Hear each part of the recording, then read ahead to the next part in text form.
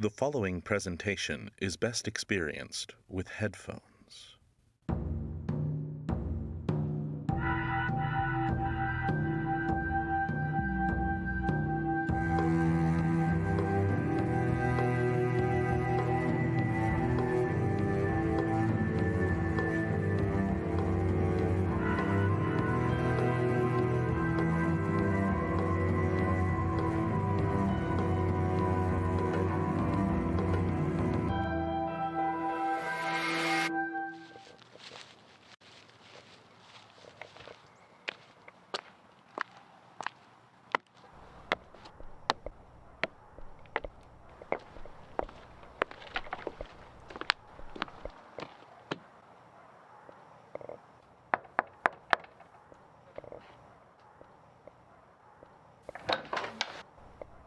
Greetings and well met, honored guest. Welcome to the House of Branching Paths. Please come in. I'm sure that you can already see that our house has become far brighter, and some of its old color has returned to it. We have you to thank for it, honored guest, and we owe you a great debt. But I shall not waylay you any further. Please follow me, and I will lead you to the circle. Tonight, the circle is meeting within the grand ballroom, whose doors have recently reappeared.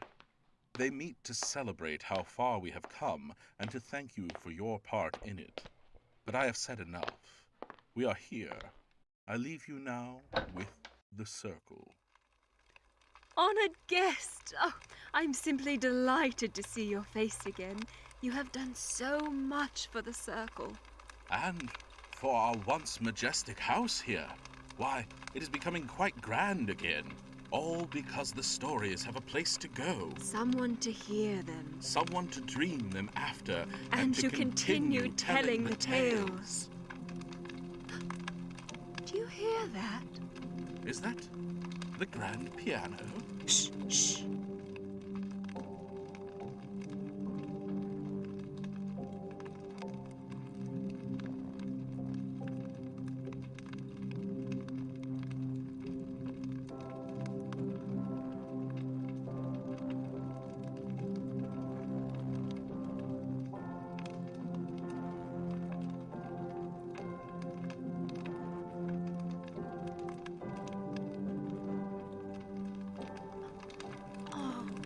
Honored guests, you must understand, we haven't heard the notes of a tune painting these walls in so long.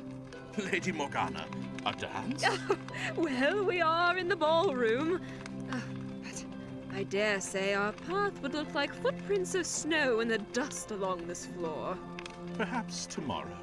I've noticed a gleam of freshly dusted rooms appearing here and there. Oh, yes, this one may be next, but Emrys, who is playing the pianoforte? That must be our permanent resident. Oh, yes, it must! Our ghost of the halls! She always did fancy being a musician. Now, honored guests, with our clever ghost becoming more content in our house, she may not give you exact directions to depart. Yes, I would keep my wits about me. She may convince you to become a permanent resident with her. Ah, but it cheers me to know that she is happy enough to play once more. And I do believe I see the crackle of a story on those flames. The fire burns bright, with stories ever knowing. Very apt for our flames to bring us. True. A story not only linked to our resident musician, but possibly to us as well. To us? Well, I suppose we do work together quite well, and the animals in our stories. Think of the ending, Morgana. Perhaps the flame is telling us something else. Our house is becoming a happy one once more. We are happy with our guests. Maybe, just maybe, it is telling us we can be happy without finding other members of the circle. Maybe you are right. But I don't think we should give up. Not yet. But, honored guests, I'm sure you want to hear our tale. Why, it has animals and musicians. What more could you need? Well, our authors Jakob and Wilhelm Grimm have given us every detail to this wonderful story. Oh, the Grimms, a pair of brothers well known to many now, but we remember when they first began their interest in fairy tales. Emrys, weren't you teaching at Marburg? Yes, the Grimms were trying their hand at law, but philology is so much more interesting. And now we bring to you a Grimm's fairy tale. Published in 1819. The Town Musicians of Bremen. Once upon a time, there was an old donkey. He was unable to work anymore. His owner was going to get rid of him, but Donkey had other ideas. The donkey thought to himself, I just want to go to the city of Bremen. I want to be a town musician. I'm going to leave early tomorrow morning. And Donkey was off on his adventure. Soon he saw an old dog lying in the road. Donkey paused to ask, Are you traveling too? The old dog answered, Oh, yes, my owner thought I could not work anymore. They wanted to get rid of me, so I left. Donkey was very excited to hear this and replied, Please join me. I'm going to Bremen to be a musician. The old dog answered, That sounds like a happy life. I will join you. Together they walked to Bremen. An hour later, the pair came across an old cat lying in the road. Like the other animals, the cat was old and no longer useful, according to their owner. Dog said to the cat, Please join us. We are going to Bremen to be musicians. The cat replied, That sounds like a happy life. I will join you. At noon, the animals came and saw an old rooster. Like the other animals, Rooster was old and no longer useful, according to their owner. Cat said to the rooster, Please join us. We are going to Bremen to be musicians. The rooster replied, That sounds like a happy life. I will join you. At last it got too dark to travel. The animals were cold, they were hungry, but they had nowhere else to go. Donkey said to the others, Let us lay down in the forest for the night. But Rooster sat in a tree. In the distance, Rooster saw a light from a house and called out, Let's go to this house. Maybe they have food. Maybe they have a warm place for us to sleep. The others loved this idea and journeyed on. The animals heard loud voices coming from the house. Dog peeked inside one of the windows. Dog said, I think it is a group of robbers.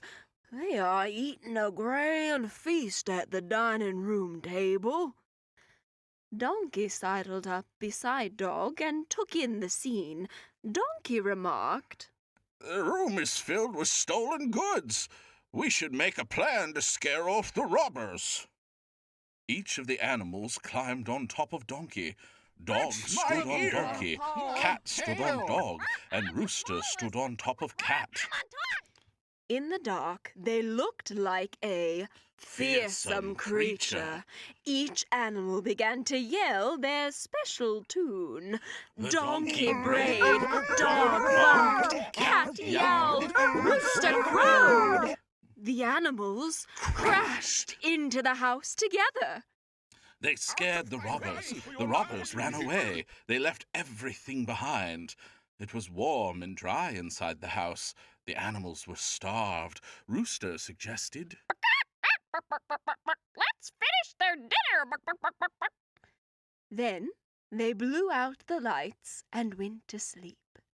Some time later, the robbers looked back at the house. It was dark. Everything seemed to be quiet. The captain sent one man back to check on the house. The robber got to the house. He tiptoed inside. The cat opened his eyes. They glowed like coals in the dark. The robber thought they were coals from the oven. He tried to light a match with them, but he poked Cat in the eyes. Cat said, "Ah, my face, I'll show you!" Cat got mad. Cat jumped into the robber's face, spitting, hissing, and scratching. The robber took a few steps backward. He stepped on Dog's tail. Dog jumped up and said, Oh, my tail! Let me at him! He bit the robber's leg. The robber tried to run for the door, but he bumped into Donkey. Donkey cried out, "Stop pushing me! I'll push back!" Donkey gave him a strong kick. Rooster was alarmed by all the noise. He began crowing. What was that? What's happening? The robber ran off. He was bruised and frightened. The robber limped back to his camp as fast as he could. He told the captain, "There's a witch in the house. She blew at Blew. me and scratched my Scratched. face with her long fingers. Then someone stabbed me in the leg with a knife. Then a giant hit me with a wooden club. There was another man on the roof. He began shouting, 'Bring the rascal here!' I barely escaped with my life." After that, the robbers never returned to the house. The 4 Bremen musicians liked the house a lot. They decided to stay. They never got to Bremen, but they lived happily ever after. The end. What a delightful tale. What do you think, Lady Morgana? I do believe you may be right. We are happy. Our house is happy. Even our ghosts are happy again. Perhaps our search is something we don't stand to find.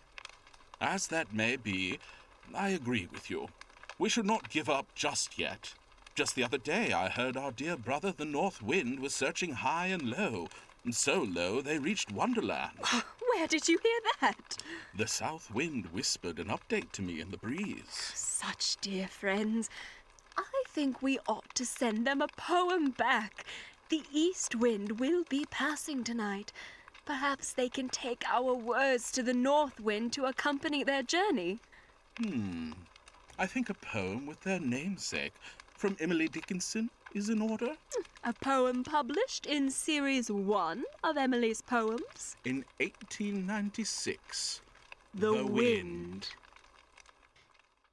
Of all the sounds dispatched abroad, there's not a charge to me, like that old measure in the boughs, that phraseless melody.